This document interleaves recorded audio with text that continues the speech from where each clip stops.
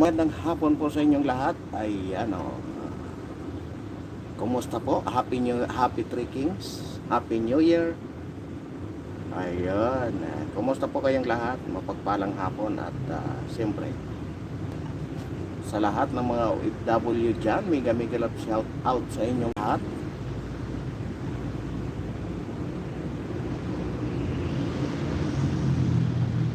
Kumusta po kayong lahat? Ayun, no?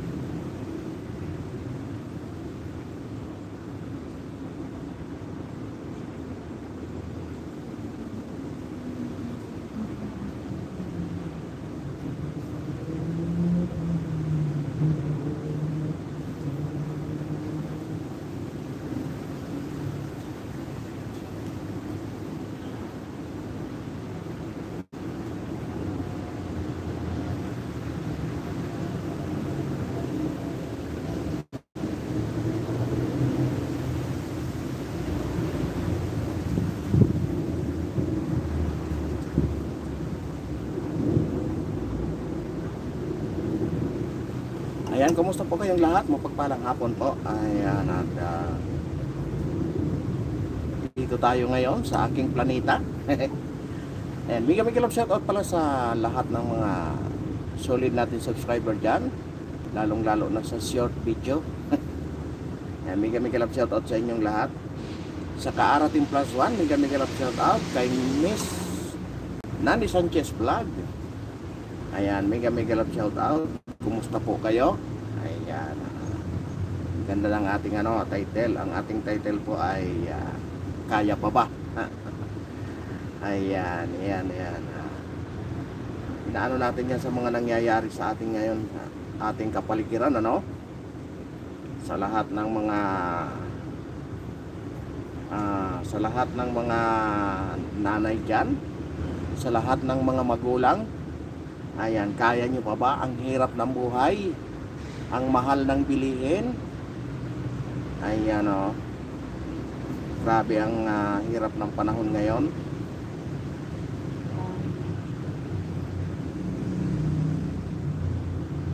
Ayan.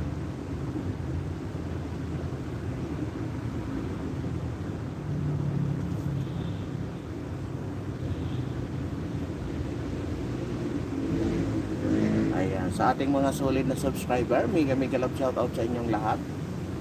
Ayan, ang mga nangyayari sa ating kapaligiran, kaya pa ba?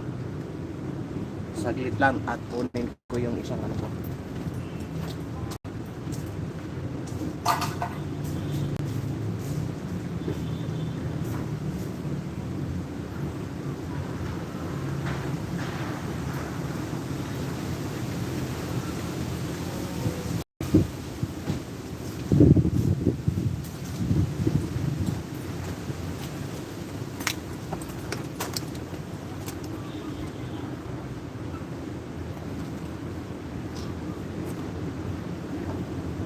Ayan, kay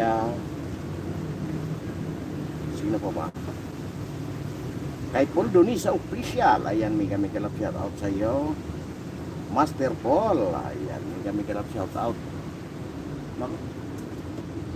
Hindi ng internet natin. Ayan, kumusta po kayong lahat? Ayan, yung mga may pamilya dyan na naghahanap buhay, kaya pa ba?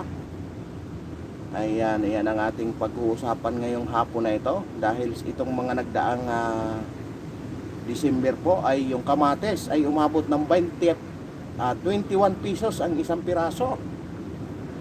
Grabe, yung sili ay 1,200. Yung kamatis po ay umabot ng 1,600 ang isa, Kaya yung mga magulang dyan, na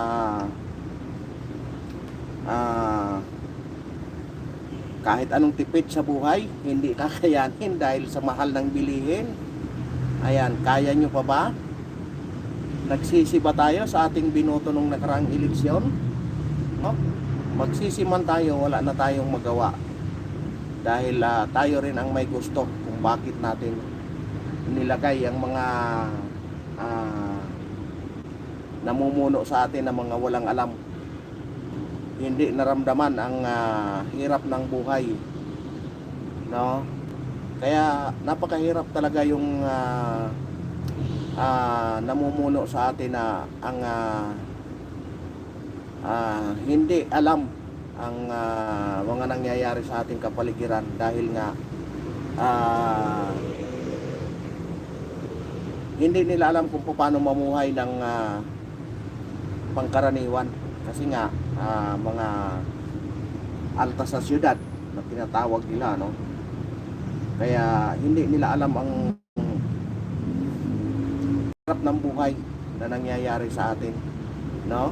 Kaya nga sa atin napipili na tayong magsalita, no? Kahit hindi man tayo ganun ka bukal, napipilitan na tayong magsalita dahil nga sa tayo mismo ay nahihirapan na, nagkukulang na tayo sa ating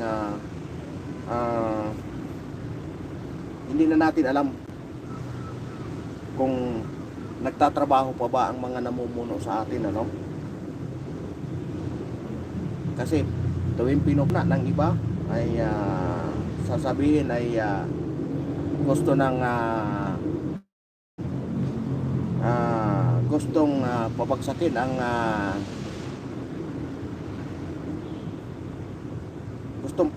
ang kanilang administrasyon, ano? Kaya nga hindi na natin maintindihan ang kalagayan ng ating mamamayan ngayong panahon na ito. Hindi na natin alam kung paano, hindi na natin alam kung ano ba talaga kaya pa ba nila.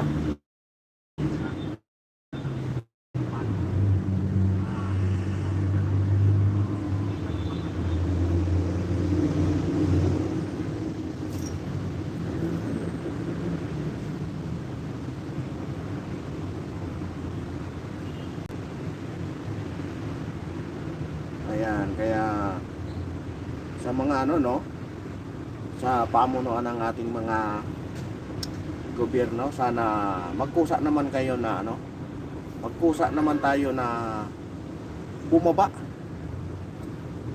kung gaano naghihirap ngayon ang taong bayan. Hindi nila alam ang mahirap talaga yung namumuno sa atin na hindi alam ang tinatawag na mahirap. Kasi nga hindi nila alam kung kumakalam pa ba kung kaya pa bang tiisin. Sa bagay, mga eksperto daw nila ang nagsasabi na talagang sa halagang 30 pesos ay masosurvive na ng Pilipino ang kanilang pang-araw-araw. Isipin mo yun kung gaano nila, kaya pala ganun pala ang inano nila, ipinasok sa isipan ng mga tao kasi nga gusto nilang kulimbatin lahat ng pera ng Pilipinas. Isipin nyo yun, yung 25 tonelada na gold na bininta, akala natin bababa na ang mga bilihin, no? Kaya yung iba kahit nag-iingay, hindi tayo nakikisama. Talagang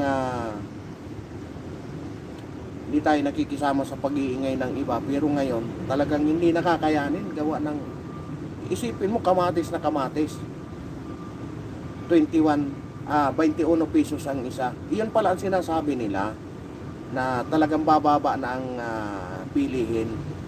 Magiging 20 na ang isang pirasong kamatis, no? Nangyayari na ang lahat ng pinangako. Yun nga, hindi nga lang sa bigas, sa kamatis nga lang. Kaya lumalabas na totoo ang totoo ang sinasabi ng ating presidente na magiging 20 ang kilo. Eh, 20 pa lang isang piraso ng kamatis nga lang. Saka na yung bigas. Wag na natin problemahin yung bigas dahil hindi mangyayari yung 20 ang kilo ng bigas. Sipin mo yun, last week bago mag Pasko, talagang siyempre naghahanap tayo ng source na talagang yung mga mababang bilihin. Naghanap tayo, kumbaga nag-ikot tayo. Pumunta kami doon sa talagang anuhan ng bigas doon sa may Bukawi, Bulacan. Sa ano ba yun? Star City ba yun? Pumunta kami doon. Kumbaga, talagang naghanap kami ng sources na kung paano makasurvive ang bawat isa. Na talagang naghahanap kami ng talagang yung kung totoo na may talagang may mababa ang presyo ng bigas. Alam nyo doon mga boss, doon pumunta kami doon sa talagang anuhan ng mga bigas doon sa Bulacan, sa Bukawi, Bulacan. Wala kang makita doon na wala ka doon makita na yung 39 na pinangangalandakan nila na sa kadiwa mabibili. Wala ka doon makita kasi pinakamababa doon is 1,000 ang 25 kilos doon makakakita ka ng bigas doon na 25 sa 25 kilos is ang pinakamababa is 1,250 per 25 kilos. Magkano yun per yung hindi maganda yun na makakain naman siya pero talagang yung tinatawag na pangkantin, yung pangkantin na talagang kailangan i-serve mo yun mainit pa kasi pag inano mo ng matigas pag inano mo ng malamig yun talagang talagang maramdaman mo kung gaano katigas yung kanin na yun, no? Yung tig 1,250 per 25 kilos. Kaya nga inano ko kwentahin natin yung 1,250 per kilo. Tingnan natin kung magkano yun 1,200 kwentahin natin para maano natin, para malaman natin kasi nga ganun nakahirap ang buhay ang nag-expect tayo ng hanap tayo ng source na talagang makabili tayo ng mababa na bigas. Talagang sadya na tayo doon sa sumadya na tayo doon sa talagang bilingan. Ganun pa rin biruin mo 50 per kilo, diba? Inano na natin yun talagang sadya na tayo doon. Paano po pag sa labas yun? Ibig sabihin kung ikaw negosyante bibilhin mo yon 1,250 ang magiging ano mo nun sa labas is ang magiging presyohan nun sa labas pag binibenta na is 54 to 55. Paano na ang buhay natin? Yun ang pinakamura doon 1,250 sa 25 kilo na 25 kilos na bigas doon sa talaga yon, yung talagang punduhan talaga yun ng mga gilingan ng mga palay doon lahat sa Star City ba yun tawag doon sa Bukawi, Bulacan. Talagang lahat ng mga sa Metro Manila halos siguro mga 40% bukod yung nanggagaling doon sa Isabela, sa Nueva Ecija. Yan. isa yun sa sources ng supply dito sa Manila, yun sa Bukawi na yun.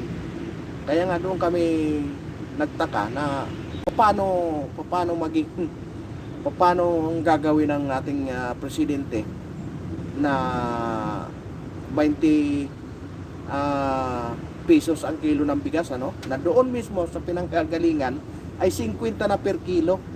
O paano na pagdating dito sa labas yun? 54 to 56 ang kilo nun. Oh, doon mismo sa loob yun, ha? Kasi nagpanggap kami na ang negosyo namin is bigas. Naghahanap kami ng source na talagang mababa. Wala talaga, yun ang pinakamababa. Ibig sabihin, naka-discount man kami 20 pesos. 20 pesos doon sa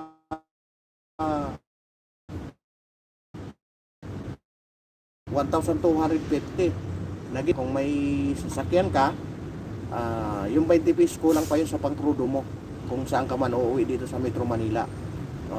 Although sa amin, medyo malapit naman kami kasi kami Valenzuela, talagang malapit-lapit. Kumbaga 3 liters na diesel, makaka-back import na kami.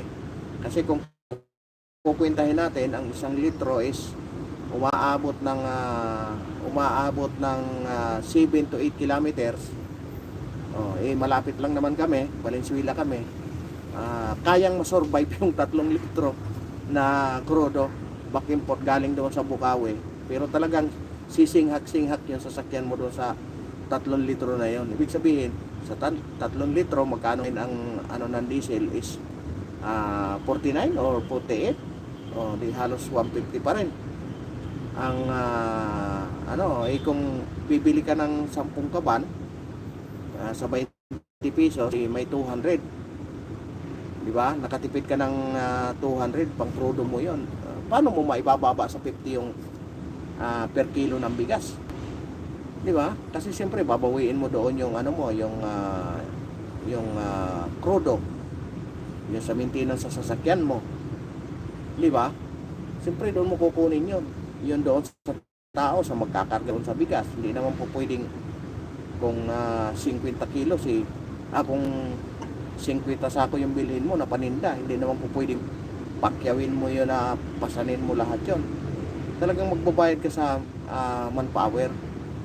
Di ba? Kaya nga ang kalalabasan doon is 54 to 56 na per kilo ang bigas. Doon na mo yun sa puno. Doon na mismo sa isipin mo yun. Saan mo kukunin yun?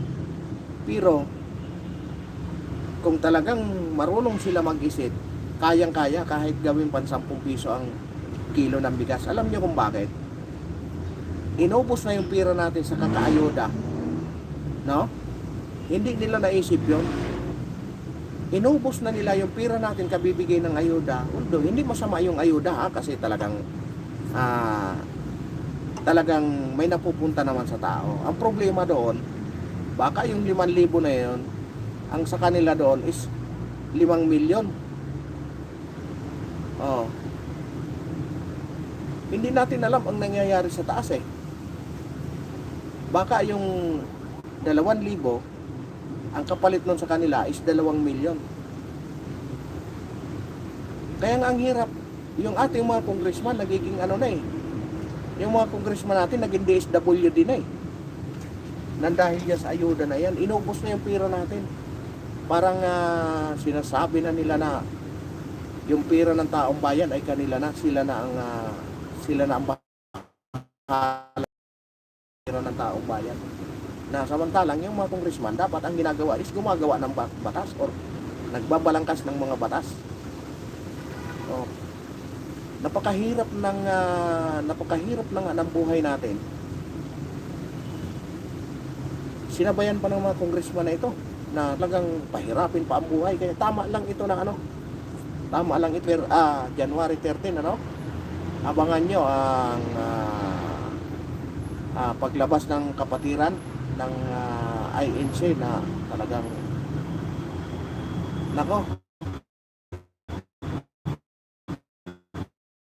magulo na nga ang Pilipinas, sadya nila yan na talagang maging magulo ang Pilipinas, na dahil nga sa mga pinaggagawa nitong mga ano na ito, na inuubos na ang pera natin sa kakaayuda, no? Na kung tutuusin, yung ayuda na yan, kaya nilang gawin kahit 10 pisong kilo ang bigas. Kung ginawa nila yan, ganon din naman pala ang gagawin nila. Puro ayuda ang gagawin. Dapat ang ginawa na lang nila, pinaulan na lang nila ang bigas. Kahit 10 piso ang kilo, kahit pa paano may pumapasok sa, bumabalik sa gobyerno na pira. Ganon din naman, di ba? Ipamimigay lang sa tao. Alam nyo kung bakit? Hindi masama yung ayuda. Ang masama, yung nagbibigay ng ayuda.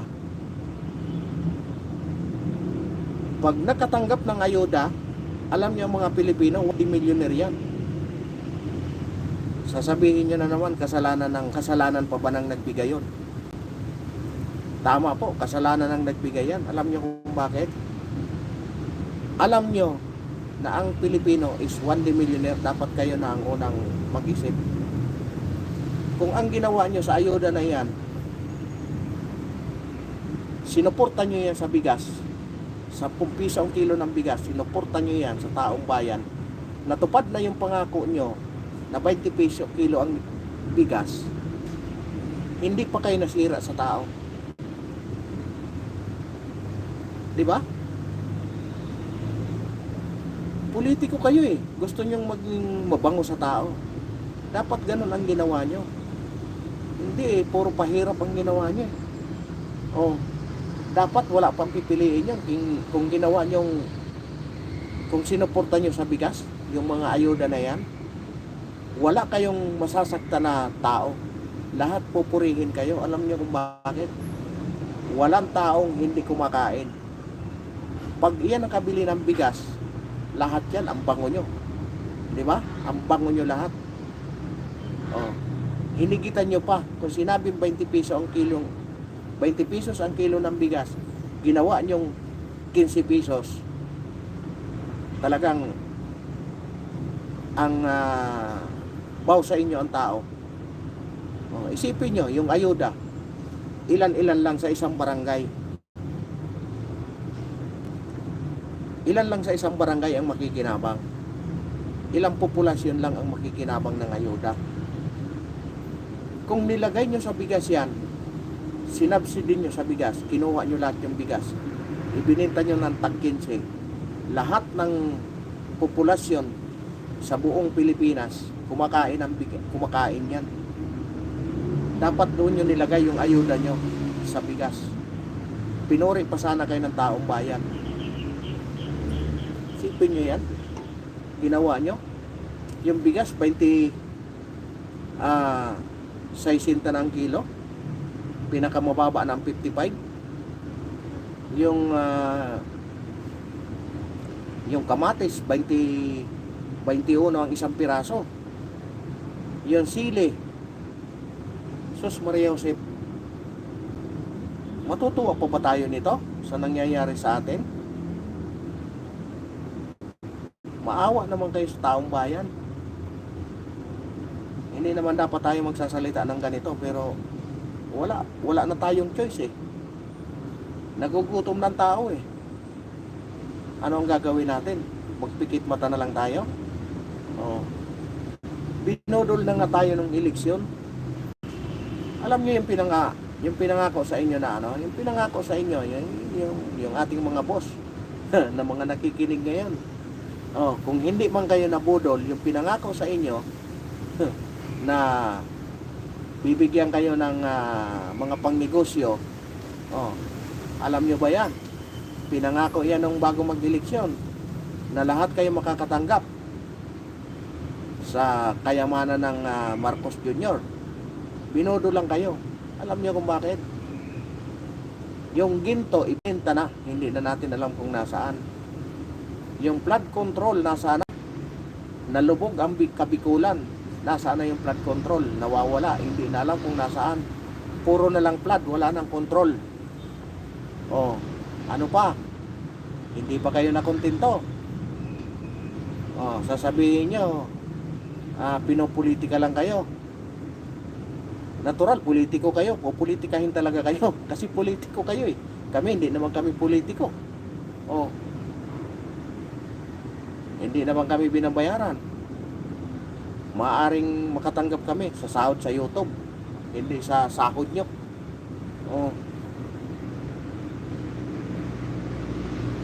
Kawawa ang tao sa inyo. Ako kahit sinong tanungin, maganda-ganda pa yung nagdaang administrasyon. Pagdating sa mga bilihin, maganda. Maganda. Pagdating sa seguridad, napakaganda. Ngayon, nasaan na? Nagkalat ng adik ngayon. Doon lang sa may amin, kahit anong gawin namin, wala eh. Huhulihin ng pulis ngayon, kinabukasan nakalaya na. Bakit?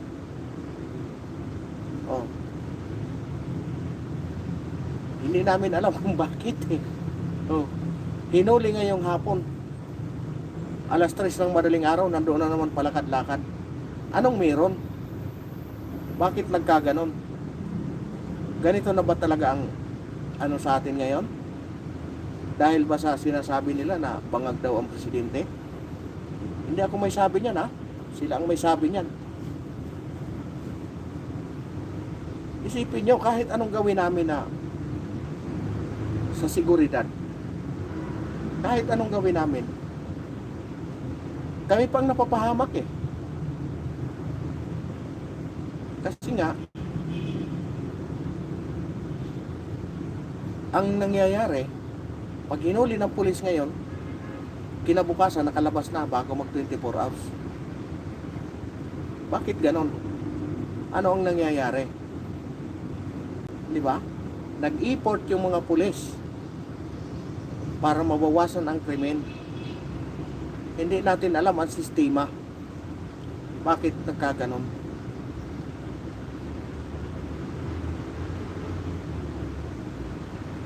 Gustuhin man namin na maging maayos ang aming komunidad. Pero sa mga pangyayari na ganon, pati kami parang napanghihinaan eh. Nagjo-duty kami nagbabantay kami ng libre, voluntary. Hindi namin alam yung pamunuan ng nasa taas. Bakit mahuhuli kinabukasan nakakalaya? Tanong lang naman. Bakit ganon? Anong meron? Bakit nagkakaganon ang ating bayan? Samantalang nung panahon ni Pangulong Duterte, talagang as in, wala yung mga na yan. Wala yung mga adik na yan. Talagang as in, nagsitago, tumahimik yung lugar namin. Ngayon talagang nagsisi pa nga ako, bakit ibinuto pa ako naging opisyalis. Kasi nga useless eh. Kung tinutukan ko na lang yung trabaho ko, baka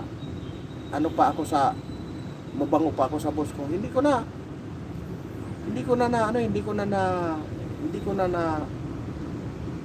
asikaso ng maayos ang trabaho ko. Kasi nga siyempre may sinumpaan tayo na gumawa ng tapat, magtrabaho ng tapat. Kung ganito naman ang nangyayari, ano ang gagawin natin?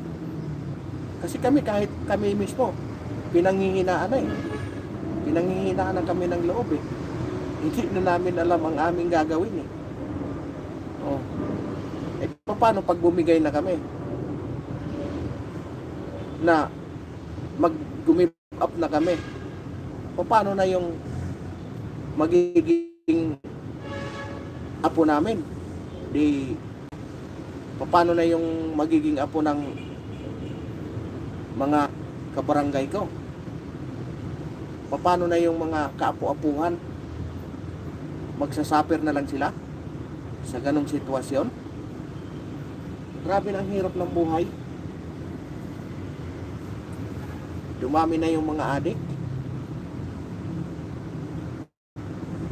Grabe na ang paghihirap ng as in. Kung araw-araw ako magsasalita ng ganito,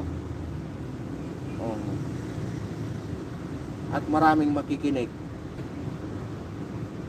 sana makinig naman yung pamunuan. Kasi talagang kami pinanghinaan na. Lahat kami nagtrabaho. Peace and order. Tutukan namin ang peace and order. Puhulihin ngayon, kinabukasan nakalabas. Ano ang gagawin namin? Kami ang napag-iinitan. Kasi kami ang nakapronte. Nanganganib ang buhay namin. Pero hindi kami sumusuko. Kasi gusto namin maging maayos ang aming pamayanan.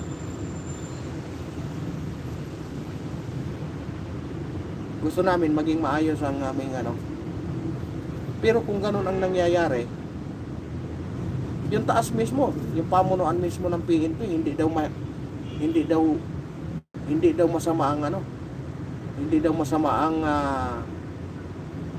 mag drugs. Parang pinopromote pa. Kasi nga para daw hindi makatulog, makatrabaho ng marami. Kasi nga hindi inaantok. Pag ganun yung maging chief PNP natin, wow, baby. Anong gagawin ng mga nasa pool? Anong gagawin ng mga nasa baba? Kung yung amo nga nila hindi daw masama yung sa baba, magtatrabaho po ba yun? Hindi na. Kasi hindi naman pala masama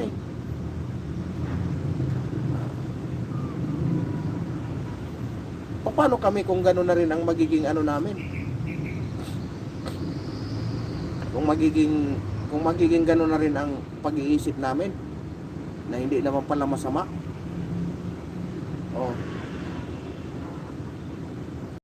Baka dumami ang mga rapist nang dahil sa nalulong na sa pinagbabawal na gamot. Diba? Kasi isa mismo yan sa nakakasira ng ulo ng tao, yung pinagbabawal na gamot na yan. Siyempre, wala kang kain, hindi ka umiinom ng tubig, malipasan ka ng gutom. Ang mabilis makapagpasira sa ulo ng tao, yung malipasan ka ng gutom.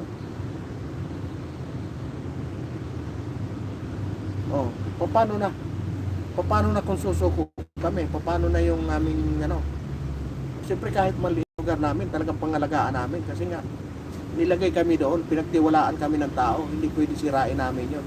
Kailangan namin magtrabaho. Kaya nga, kahit hinuli ngayon, kinabukasan, nakalabas, pinagtatawanan kami. Nagbabantay kami doon, pinagtatawanan kami. Alam niyo kung bakit? Useless. Yung gusto nilang palabasin na useless yung ginagawa namin. Pero kahit pinang kami ng loob, tuloy pa rin ang laban. Kasi nga, gusto namin maging ayos ang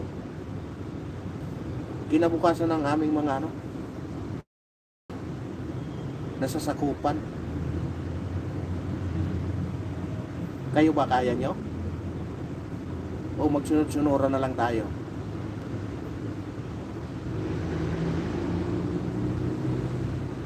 Hindi naman natin pwedeng matanggal yan kasi binoto nyo yan, ginusto nyo yan na maging presidente. Kaya mahirap ang maging presidente na walang alam, sunod-sunuran lang. Hindi naman natin masasabing walang alam kasi matanda na yan posibleng walang alam yan. Hindi naman natin pwedeng questionin.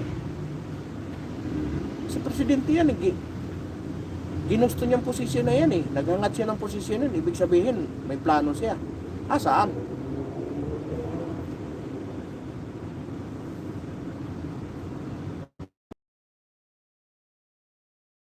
Ang hirap ng kalagayan ng mamamayan, pero parang pipi at bingi lang. Siguro naglagay lang ng naglagay lang ng bulak sa tainga, tapos palaging nakalagay ng sa mata. Para manhid na yung katawan. Sa bagay siguro, kasi sabi nga nila, sinabi mismo yan ni Atty. Vic Rodriguez, na para mapatunayan drug follicle test, follicle drug test live, para matapos na. Ako, wala sa akin pwede yun, kasi sampal yun sa mga nagpaparatang, di ba?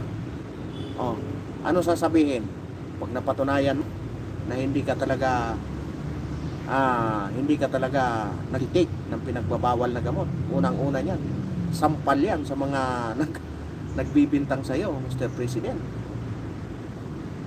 Pangalawa, babango ka sa tao. Pangatlo, yung ayuda, ilagay mo lahat sa subsidy sa bigas. Gawin mong 15 ang kilo ng bigas, higitan yung 20 na pinangako mo. Total, pinamimigay nyo rin naman ang pira eh. Pag ginawa nyo subsidy sa bigas yon, ibenta nyo ng tag 15 pesos ang kilo ng bigas. Wow, palakpak ang tao dyan sa'yo.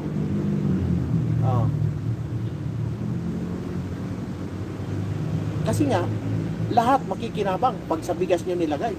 Yung ayuda, piling-pili lang. Yung mga congressman nyo, pinagkatiwala niya yung ayuda doon sa congressman nyo. Unang-una niya, yung pamilya, yung mga malalapit sa kanya, yung kanyang mga sorte, yung kanyang mga anong tawag nito, yung mga asungot. Yun sigurado, maniwala kayo sa akin. Yung kanyang mga, basta lahat ng malalapit sa kanya, iyon lang ang unang-unang makikinabang niyan. Pag congressman yung binigay, alam niyo kung bakit? Pilin-pili yan. Pinipili lang yan yung malalakas sa kanya.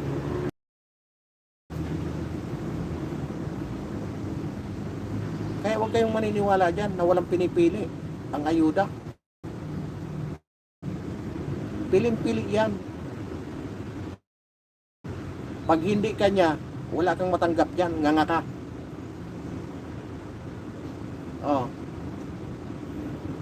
Maniwala kayo, doon lang sa amin eh. Niloko pa yung tao. Pinangakuha ng 2,000 plus bigas. Anong nangyari?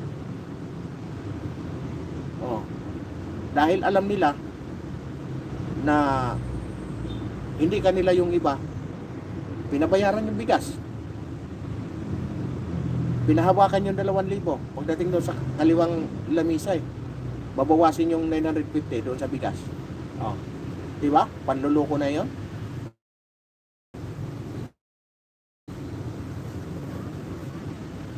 Yung kapitan sa amin, anong nangyari? Ginawang kupitan.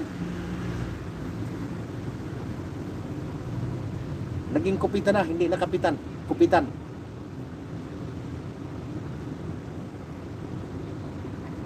Yung 100,000 na binawasan pa ng 30,000.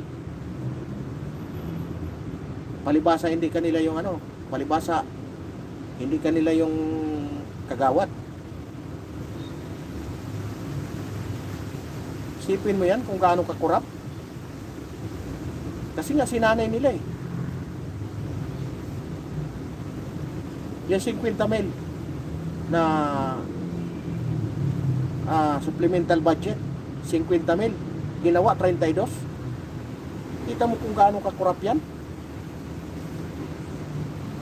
Tapos sigaw-sigaw pa ng para sa tao lahat yan. Walang korupsyon, ulol nila. Araw-araw nasa sabungan yung kapitan.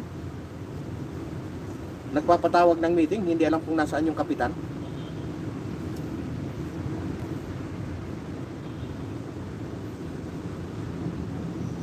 Sumagot yan yung mga kapitbahay ko, ilabas ko yan.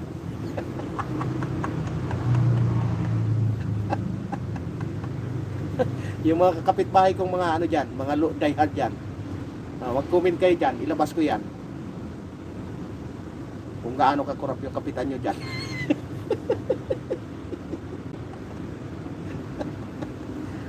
Kala nyo wala akong ebidensya.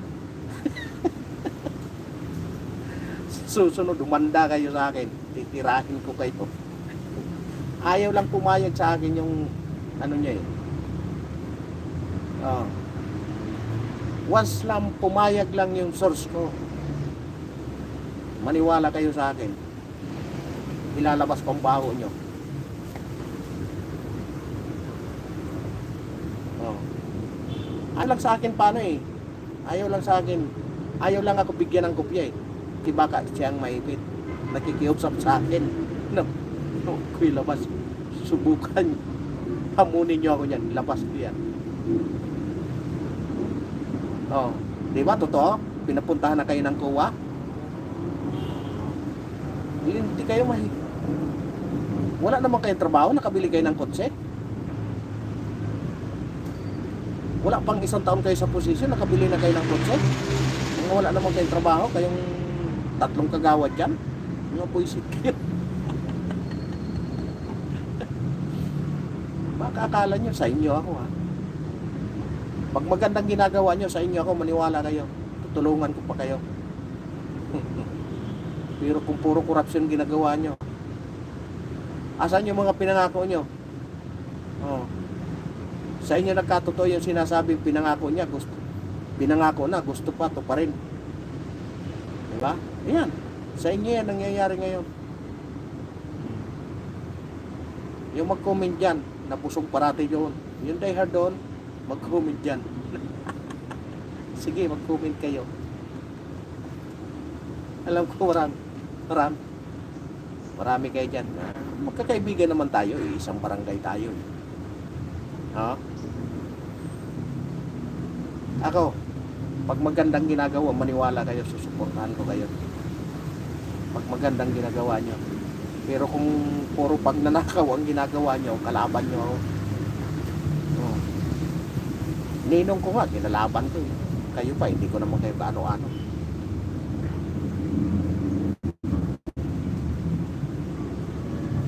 Gusto nyo, ilabas ko yung 2,000? 2,000 plus bigas?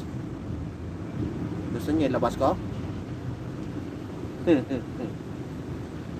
Ang lakas pa ng loob mag-senador. Alang iya.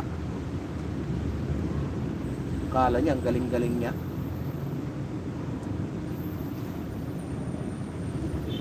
Dami kong ebidensya, daling ko yung tao. Kung anong pinagagawa nyo. Ay, nako. Sa bagay, manamana lang yan. Dahil, wala, kadikit niya si Tampaluslos eh.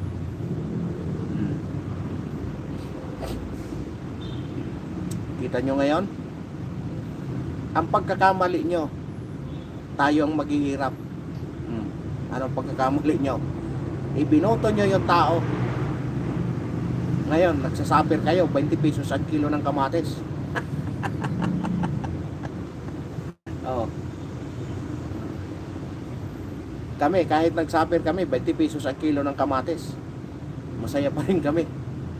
Kasi hindi namin binuto eh. Oh. Ang nakakainis lang, nadadamay kami sa kalukuhan nyo eh. Dahil nagpabudol kayo. Oh. Ayun, doon lang kami nainis. Dapat kayo lang ang mag-suffer, hindi kami. Kasi hindi naman kami bumoto sa kanya eh. Diba? Ano ang nangyayari? Pati kami nag-suffer na hindi bumoto sa kanya. Dahil sa kalukuhan niya. Pero okay lang na kasi sisi naman kayo. Magsisi na kayo. Baka mamaya pag binigyan na naman kayo ng ayuda, nandyan na naman kayo. Kandarapa na naman kayo dyan. Ay nako. Pag binigyan kayo ng ayuda, tanggapin nyo na lang. Huwag nyo nang iboto. Malapit na, February, ang umpisa ng pambubodol sa inyo ha. Tandaan nyo. Kung sino ang may nakita, kung sino ang may nilantad na may trinabaho, iyon dapat ang suportahan nyo. Madaling makikilala ang isang tao na sinungaling. Magaling magsalita. Walang pinapakita. Oh. Daming nakasulat sa papel, ang daming tinapos. Nasaan? Nga.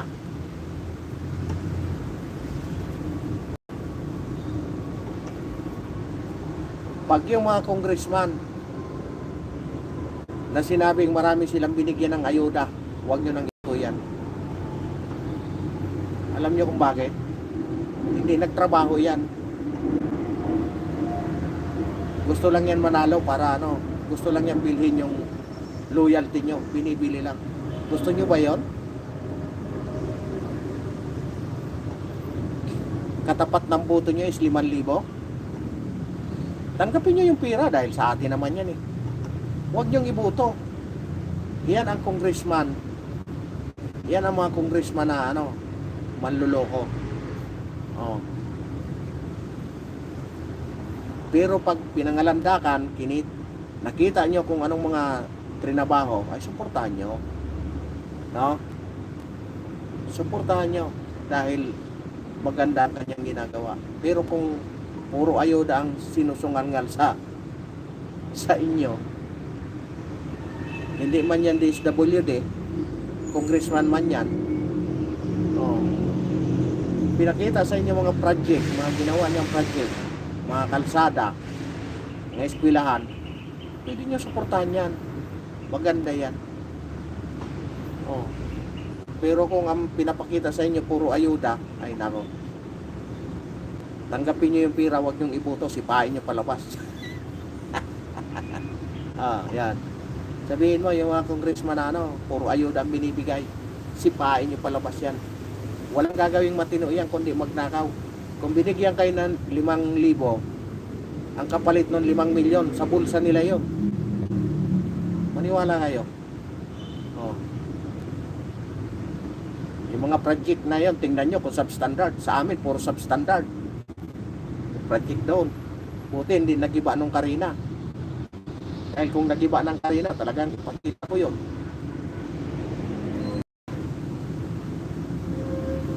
Kalahin mo, pinaghulog-hulugan ng bato tapos binuhusan lang. Matibay ba yun? Hindi man nilagyan ng pundasyon. Naantay ko lang na bumigay nung Karina. Kasi pakita ko sa kanila, buti na lang, mahina yung baha sa amin. Eh kung katulad sa Bicol, oh, kawawa yung Bicol na lubog sa baha. Yung congressman doon, hindi man malubog kay bumili ng eroplano, bumili ng helicopter. O paano malubog yun? Nasa taas. Di ba? Nako. Iyon ang tanda natin. Huwag na tayong paluloko. Sa darating na Mayo, yan. Sa darating na Pebrero, mag-iikot na naman yung mga manluloko, mga mambubudol na politiko. Tandaan nyo yan. Marami na namang mambubula sa inyo. Tingnan nyo kung gaano sila kasincere sa kanilang ginagawa. Kasi pag hindi sila seryoso sa kanilang ginagawa, huwag nyo rin seryosohin. Huwag nyong iboto para hindi na makaupo. Yung mga nambubudol dyan ng mga politiko, huwag nyong hayaan na sila mismo ang magdadala sa inyo. Dapat kayo ang magdala sa kanila. No? Kaya piliin nyo yung nagtatrabaho ng tapat.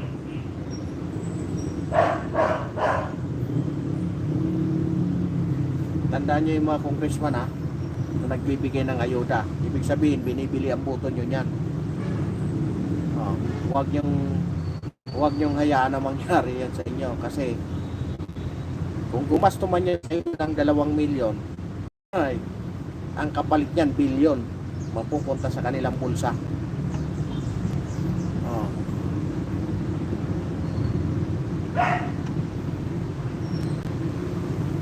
Isipin nyo yan. Kaya lalo tayong nalulubog sa utang eh. lubog na tayo sa utang. Kahit yung apo ng apo mo, yung apo ng apo ng apo ng apo ng apo mo, wala na, hindi na tayo makaahon. Kasi nga, lubog na tayo sa utang. Oh. Matatalino yan. Pero bakit pumapayag na utang ng utang? Matatalino naman.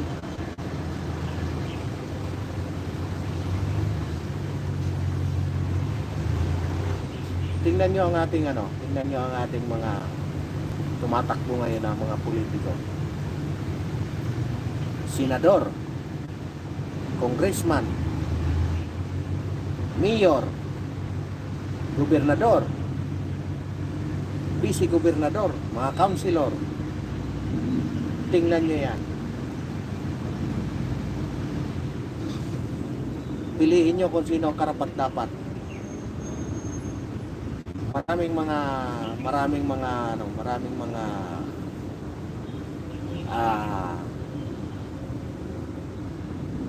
mga politikong matatalino, masisipag, hindi lang nabibigyan ng chance. Gawa ng tinatalo sila sa pera. Walang pera, walang pambili ng boto. Oh. Tuwan-tuwa pa. Yung iba tuwan-tuwa pa, wow. Bawat patawag, busog kami sa pagkain. Hindi nila alam. Maraming mga kapalit yun. Yusin ko na. Ano po? Ang bait naman dati. Lagyan mo doon sa loob. Wala rin.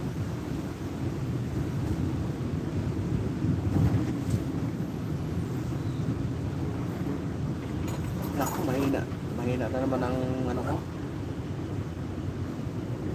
Mahina na naman ang internet ko.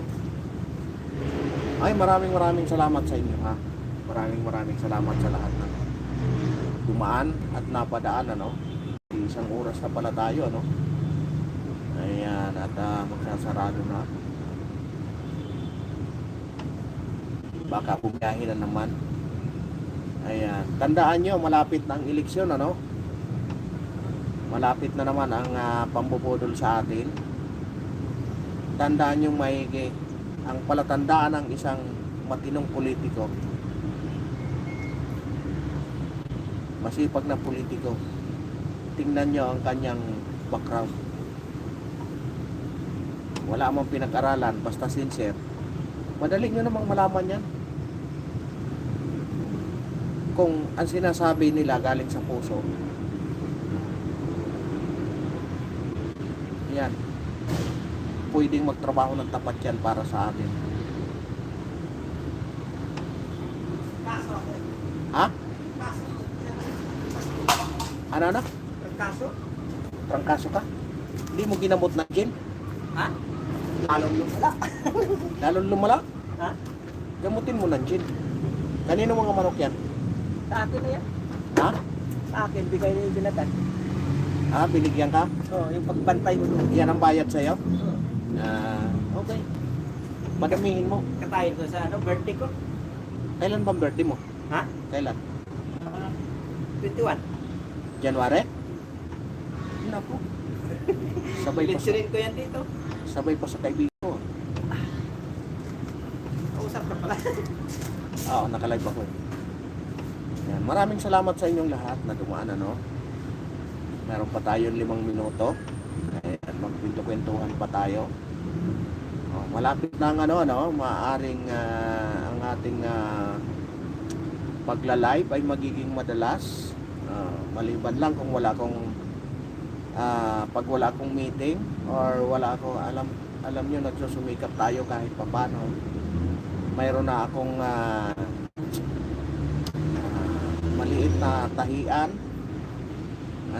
mayroon na akong pinagkakaabalahan sa bahay. Pero marami naman talaga, marami akong pinagkakaabalahan sa totoo lang. Nasusunog lang ang oras ko dito sa trabaho, kaya minsan talagang hindi na ako nakakapasok. Oh. Marami akong ano, kasi gusto ko kaysa magpapuryong tayo diyan sa problema sa ating bayan, ano. Sikapin na lang natin na maging produktibo tayo. Sikapin natin na maging huwag na tayong paapekto diyan sa mga nangyayari sa ating Kung magsalita man tayo, at least salita tayo ng salita, may ginagawa naman tayo. Katulad ng iba diyan, salita ng salita, wala namang ginagawa. No? Kaya tayo, kahit bira tayo mag-live, nasa likod tayo ng camera, nagtatrabaho tayo. Para lang hindi tayo magutom kahit anong hirap ng buhay. Basta tayo nagtrabaho, kahit kapos man tayo, wala man tayong pira, may pambili tayo. Kahit umabot pa ng 100 piso ang isang piraso ng kamatis, kahit tayong reklamo ng reklamo, nagtatrabaho tayo, di ba? May karapatan tayong magreklamo kasi binabawasan tayo ng tax. Yung iba trabaho, reklamo ng reklamo, pag binigyan ng ayuda, tuwan-tuwa na. Di ba? Tayo hindi ganon. Busy tayo sa trabaho, lalong-lalo na yung mami ko dyan. Yung Mami Mercy, kalunod dyan sa Europe, sumasakit na ang ulo. Alam nyo, dapat itong mga ganitong Pilipino, tao, ang pagmamahal niya sa kanyang bayan, kung tutusin, wala na siya sakit ng ulo eh. Kasi European resident na siya eh. Wala dapat siyang pakialam sa Pilipinas, pero nagrereklamo, sumasakit ang kanyang kalooban, sumisikip ang kanyang dibdib nang dahil sa nangyayari dito sa atin sa Pilipinas. Buhay na siya eh. Nasa ibang bansa na siya, pero ang puso niya nandito sa Pilipinas. Yan ang sumasakit din ang dibdib ko dyan sa nangyayari. Kasi ang nangyayari, yung Pilipino pa na nasa ibang bansa ang nagmamalasakit sa atin, nakikita ang paghihirap ng Pilipinas.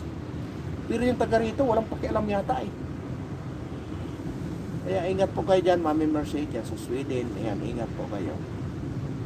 Ayan, kahit masama man ang inyong kalooban, masakit man ang inyong kalooban, hayaan mo at darating ang Panginoon at matatapos din yan, paghihirap natin.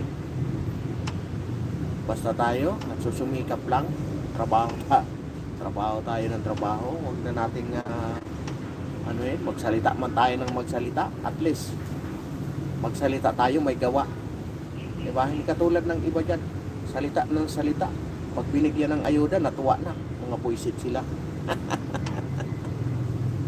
Diba?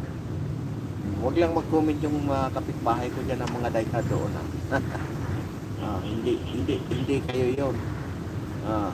Hindi siya yon. Pero kung gusto nyo, ay sige.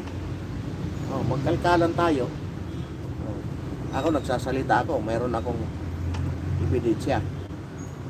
Alam nyo kung pumayag lang sa akin yung source ko, matagal ko nang nilabas yan. Dahil gigil na ako eh. Isipin mo yun, pakaraming bagay na puro papagnanakaw ang ginagawa. Dapat isipin nila patunayan nila na talagang karapat dapat sila dyan sa nila na yan, kinauupuan nila. Dapat patunayan nila na talagang karapat dapat sila dyan sa kinauupuan nila. Pero hindi, ang ginawa nila, hindi, wala akong pakialam sa inyo, pagkakataon ko na ito para yumaman din ako katulad ng iba. Diba? Yan ang mindset. Mindset. Kaya nga, nakaw muna bago trabaho.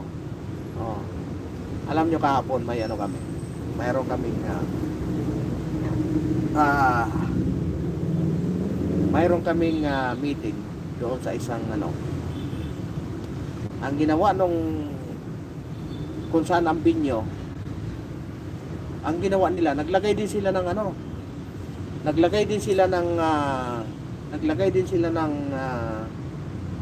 tawag nito, yung parang time end.